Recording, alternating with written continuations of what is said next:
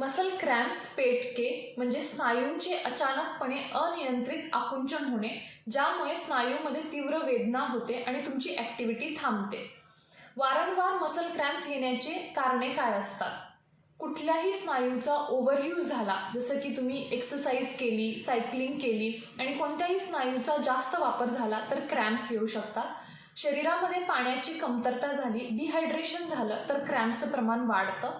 Potassium, calcium आणि magnesium असे मायक्रोन्यूट्रियंट्स जर शरीरामध्ये कमी झाले तर क्रॅम्प्स येण्याचे प्रमाण जास्त असतं.